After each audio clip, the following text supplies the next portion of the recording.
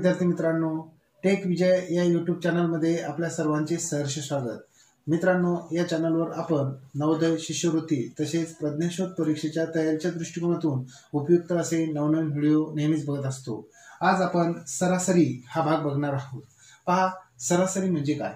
सरासरीलाच मध्यमान असे सुद्धा म्हणतात. पहा, सरासरीला दुसरे एक नाव आहे मध्यमान.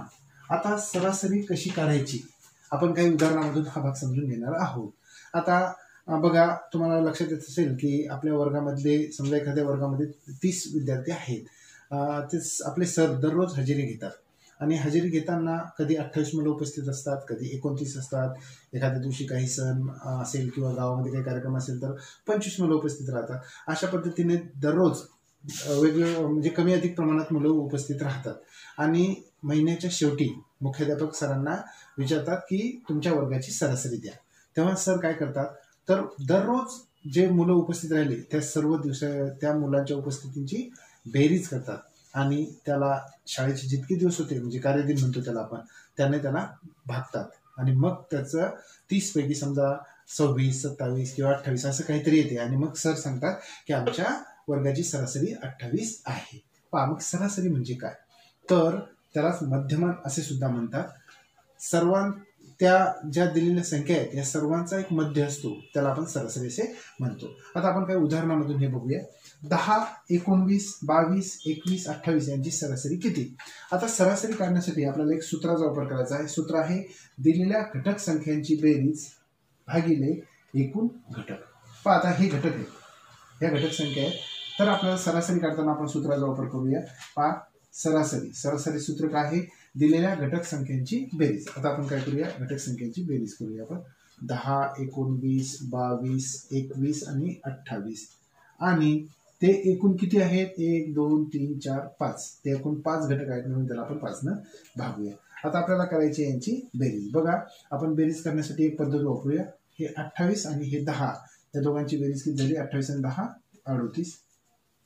पहा, 21 आणि 19, 21 आणि 9 30 आणि 40 आणि हे 22.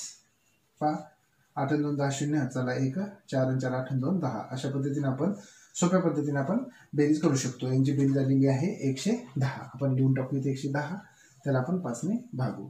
आता 110 ला 5 ने भागल्यानंतर 5 दोन्ही 10, एक उरला 5 दोन्ही 10. 110 ला आपण 5 ने भागल्यानंतर उत्तर येते आपलं 22. म्हणजे 10, 19, 22, 21 आणि 28 यांची सरासरी किती आलेली आहे? तर यांची सरासरी आलेली आहे 22.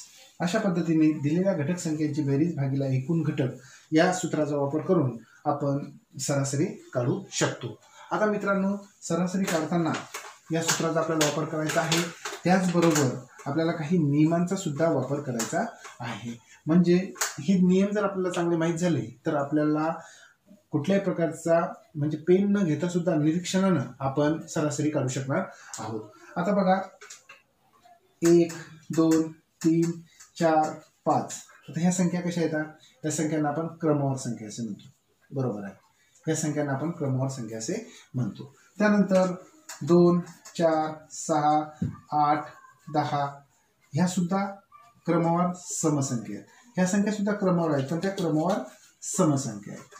त्यानंतर 1, 3, 5, 7, 9 ह्या सुद्धा क्रमवार संख्या आहेत, पण ह्या क्रमवार विषम संख्या आहेत.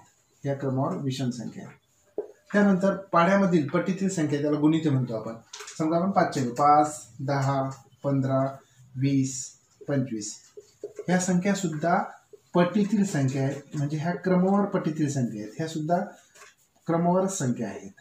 बघा मित्रांनो, आणि अशा पद्धतीने जर क्रमवार संख्या असतील, मग त्या क्रमवार असो, क्रमवार सम असो, क्रमवार विषम असो किंवा पटीतील संख्या असो, अशा संख्यांचा म्हणजेच क्रमवार संख्यांची सरासरी आपण फक्त निरीक्षणानं सुद्धा आपण काढू शकतो. यासाठी आपल्याला फक्त एक गोष्ट लक्षात ठेवायची आहे, जर या क्रमवार संख्यांची संख्या सम असेल तर सरासरी काय असते आणि या क्रमवार संख्यांची संख्या विषम असेल तर सरासरी काय असते.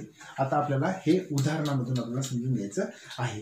आता बघा, आपण पहिल्यांदा हे उदाहरण घेऊ वरचं. पहा, उदाहरण आपण असं घेऊया. 1 2 3 4 5 यांची सरासरी किती, यांची सरासरी किती, यांची सरासरी किती. मित्रांनो आता आपल्याला निरीक्षणाने समजते 1 2 3 4 5 ह्या संख्या आहेत क्रमवार. आणि आता आपल्याला नियम लक्षात ठेवायचा आहे, क्रमवार संख्यांची सरासरी, क्रमवार संख्यांची सरासरी सरासरी मधल्या संख्ये एवढी असते, मधल्या संख्ये इतकी असते. पण केव्हा, बघा ही अट लक्षात ठेवायची आहे, जर त्यांची संख्या ही विषम असेल तर, जर त्याची संख्या ही विषम असेल तर. म्हणजे काय, बघा 1 2 3 4 5 किती संख्या आहेत, ह्या 5 आहेत. 5 ची संख्या विषम आहे, म्हणजे क्रमवार संख्या आहेत आणि त्यांची संख्या ही विषम असली म्हणजे 5 आहेत म्हणून ती संख्या विषम आहे. जर त्यांची संख्या विषम असेल तर क्रमवार संख्यांची सरासरी मधल्या संख्ये इतकी असते. आता बघा 1 2 3 4 आणि 5. आता याच्यातल्या मधल्या संख्या जर काढायची असेल, पहा हे काढू आपण, नंतर इकडून एक काढू, हा एक काढू आणि मधली संख्या कोणती आहे 3. म्हणजे या क्रमवार संख्यांची सरासरी ही मधल्या संख्ये इतकी असते. म्हणजे आता आपल्याला या संख्यांचे सूत्राचा वापर न करता आपण या संख्यांची सरासरी आपण काढू शकतो. अशाच पद्धतीने आता आपण आणखी एक उदाहरण घेऊया. समजा उदाहरणार्थ 4 6 8 10 आणि 12 या संख्यांचे, पहा 4 6 8 10 आणि 12. आता ह्या क्रमवार समसंख्या आहेत, बघा क्रमवार समसंख्या आहेत आणि यांची संख्या 1 2 3 4 5 आहे म्हणजे विषम आहे. पहा इथे 5 होत्या, इथे 5 होता, म्हणजे प्रत्येक वेळी 5 येतात असं नाही. तर आपल्याला 5 असतील, 3 असतील, 7 असतील, 9 असतील, ज्या काय असतील त्या, यांची संख्या विषम आहे. त्यामुळे आता आपला हा नियम लागतो की जर संख्या क्रमावर असतील आणि त्यांची संख्या जर विषम असेल तर सरासरी ही मधल्या संख्ये इतकी असते. पहा मग इकडच्या पण हे 2 आणि ह्या 2 सोडल्या तर ही मधली संख्या आहे 8. तर म्हणजे 4 6 8 10 आणि 12 या संख्यांची सरासरी किती असणार आहे, तर 8 असणार आहे. अशाच पद्धतीने आपण आणखी काही पटीतील संख्यांची उदाहरणे घेऊन बघूया.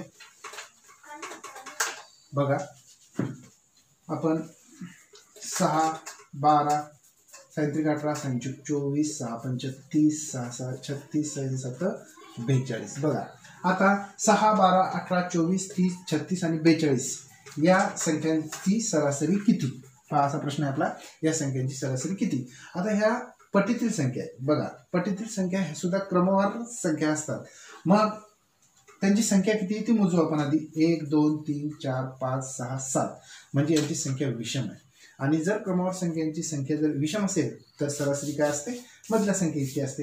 पहा मग मधली संख्या काढण्यासाठी आपण इकडची एक एक कट करायची. तेव्हा ही एक कट करू, इकडून एक कट करू, हे कट करू आणि हे करू. मधली संख्या असे 24. म्हणजे 6 12 18 24 30 36 आणि 42 या संख्यांची सरासरी किती, तर या संख्यांची सरासरी ही 24 येईल. मग आता आपल्याला एक नियम लक्षात ठेवायचा आहे, तो म्हणजे क्रमवार संख्यांची सरासरी काढताना त्यांची संख्या जर विषम असेल तर आपल्याला क्रमवार संख्यांची सरासरी ही मधल्या संख्ये इतकी असते. आता प्रश्न आहे आपल्या समोर की क्रमवार संख्यांची संख्या ही जर सम असेल तर मग काय. बघा उदाहरणातून बघूया. आता आपण एक उदाहरण घेऊया. 1 3 5 7 यांची सरासरी किती, यांची सरासरी किती, यांची सरासरी किती. आता या संख्या सुद्धा क्रमवार विषम संख्या आहेत आणि आपण यांच्यामध्ये जर बघितलं तर यांची संख्या 1 2 3 4 सम आहे. आता इथे मधल्या संख्या इतकी आपल्याला मधल्या संख्या आपल्याला सापडत नाही. मग इथे आपल्याला नियम लक्षात ठेवायचा आहे, जर संख्या ह्या क्रमावर असतील आणि त्यांची संख्या सम असेल तर सरासरी ही मधल्या दोन संख्यांच्या सरासरी एवढी असते. मधल्या दोन संख्यांच्या सरासरी एवढी असते, सरासरी एवढी असते. बघा जर त्यांची संख्या सम असेल तर ती मधल्या दोन संख्यांच्या सरासरी. आता इथं मधल्या दोन संख्या 3 आणि 5 यांची सरासरी करूया. या दोन संख्या आहेत म्हणून 3 अधिक 5 आणि हे 2 असल्या कारणाने याला 2 ने भागू. 5 आणि 3 8, 8ला जर आपण 2 ने भागलं तर उत्तर येईल आपलं 4. म्हणजे 1 3 5 आणि 7 या संख्यांची सरासरी किती असणार आहे तर 4. बघा आणखी एक उदाहरण बघू आपण.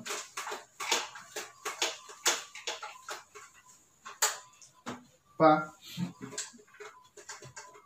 11, 12, 13, 14, 15 आणि 16 या संख्यांची सरासरी किती? यांची सरासरी किती? पहा मित्रांनो, 11, 12, 13, 14, 15, 16 ह्या क्रमवार संख्या आहेत आणि त्यांची संख्या किती आहे? 1, 2, 3, 4, 5, 6 सम आहे. म्हणजेच क्रमवार संख्यांची संख्या जर ही सम असेल तर त्यांची सरासरी ही मधल्या दोन संख्यांच्या सरासरी इतकी असते. मग आता आपण काय करूया, आपण मधल्या दोन संख्या आपण शोधूया. पहा, मधल्या दोन संख्या कोणत्या सापडल्या आपल्याला? 13 आणि 14 ह्या दोन मधल्या संख्यांच्या सरासरी इतक्या. त्या दोन असल्या कारणाने आपण त्यांची बेरीज करून त्याला 2 ने भागूया. 5, 4 आणि 3 7, 1 आणि 1 2 म्हणजे 27/2. आता 27 ला 2 ने भागायचे. आपण इथल्या इथे भागू शकतो किंवा तुम्ही असं रफमध्ये जाऊन सुद्धा भागू शकता. 27 ला 2 ने भागले 2 1 2 0 7 2 3 6 1 उरेल. आता 1 0 घेऊया आपण म्हणून पॉईंट देऊ. 2 5 10. उत्तर आलेले आपलं 13.5. म्हणजे या संख्यांची सरासरी किती असणार आहे? 13.5. पहा, अशा पद्धतीने आपल्याला सरासरी जर काढायची असेल तर आपल्याला सूत्राचा वापर करायचा आहे. दिलेल्या घटक संख्यांची बेरीज भागिले एकूण घटक असं केल्यानंतर आपल्याला त्या संख्यांची सरासरी मिळेल. आणि जर क्रमवार संख्या असतील तर त्यासाठी आपल्याला खास नियमांचा वापर करून आपल्याला निरीक्षणाने सुद्धा आपल्याला क्रमवार संख्यांच्या सरासरी आपल्याला काढता येईल. सरासरी या घटकावरील आणखी काही उदाहरणांसह आपण पुन्हा भेटूया. तोपर्यंत धन्यवाद.